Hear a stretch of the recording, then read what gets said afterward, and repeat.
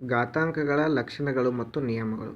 ಕೆಲವು ಲಕ್ಷಣಗಳು ಮತ್ತು ನಿಯಮಗಳ ಕುರಿತಾಗಿ ನೀವು ತಿಳ್ಕೊಂಡ್ರೆ ಘಾತಾಂಕಗಳ ಕುರಿತಾಗಿ ಯಾವುದೇ ಲೆಕ್ಕ ಬಂದರೂ ಕೂಡ ನೀವು ಮಾಡ್ಬೋದು.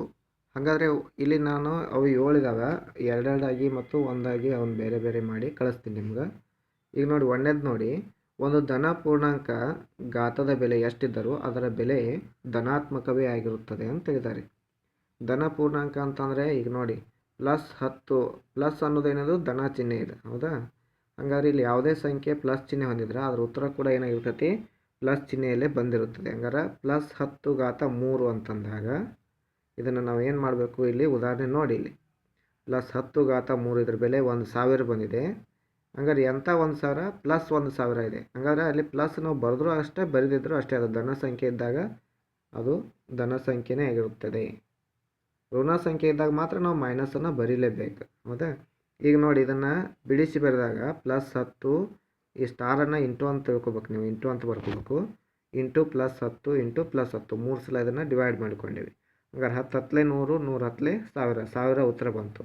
ಹಂಗಾರೆ ಪ್ಲಸ್ ಪ್ಲಸ್ ಪ್ಲಸ್ ಇವುಗಳನ್ನು ಗುಣಾಕಾರ ಮಾಡಿದಾಗ ಪ್ಲಸ್ಸನ್ನೇ ಬರುತ್ತೆ. ಯಾಕಂದರೆ ಇಲ್ಲಿ ನೋಡಿ, ಚಿಹ್ನೆಗಳ ಗುಣಾಕಾರದ ಬಗ್ಗೆ ನಿಮಗೆ ಒಂದು ವಿಡಿಯೋ ಮಾಡಿ ಕಳಿಸಿದ್ದೆ ನಾನು.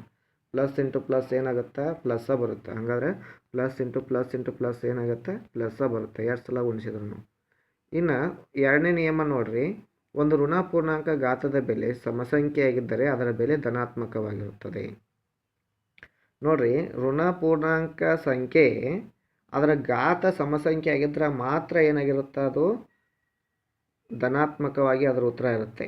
ಅಕಸ್ಮಾತಾಗಿ ಅದರ ಘಾತ ಬೆಸ ಸಂಖ್ಯೆ ಆಗಿತ್ತಂದ್ರೆ ಉತ್ತರ ಏನಾಗಿರುತ್ತೆ, ಋಣಾತ್ಮಕವಾಗಿರುತ್ತೆ. ಯಾಕಂತಂದ್ರೆ ಇದು ಋಣ ಸಂಖ್ಯೆ ಇದೆ. ಋಣ ಸಂಖ್ಯೆ ಅಂದರೆ ಮೈನಸ್ ಚಿಹ್ನೆ ಹೊಂದಿರುತ್ತದೆ.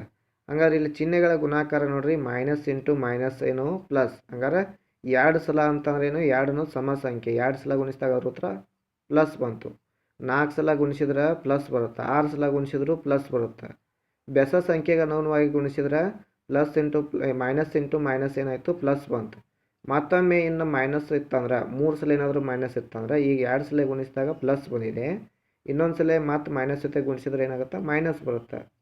ಅದಕ್ಕಾಗಿ ಸಮ ಪ್ರಮಾಣದಲ್ಲಿ ಅಂದರೆ ಇದರ ಘಾತಾಂಕ ಸಮ ಸಂಖ್ಯೆ ಆಗಿತ್ತಂದ್ರೆ ಉತ್ತರ ಏನಾಗಿರ್ತದೆ, ಅದು ಮೈನಸ್ ಸಂಖ್ಯೆ ಹೊಂದಿದ್ರು ಉತ್ತರ ಧನ ಸಂಖ್ಯೆ ಬಂದಿರುತ್ತದೆ, ಹೌದಾ? ಈಗ ನೋಡಿ, ಇಲ್ಲಿ ಉದಾಹರಣೆ -2 ಘಾತ 2 ಉತ್ತರ +4 ಬಂದಿದೆ. ಯಾಕಂದರೆ ಇಲ್ಲಿ ಮೈನಸ್ 2 ಸಲ ಬಂತು, 2 2 ಸಲ ಬಂತು.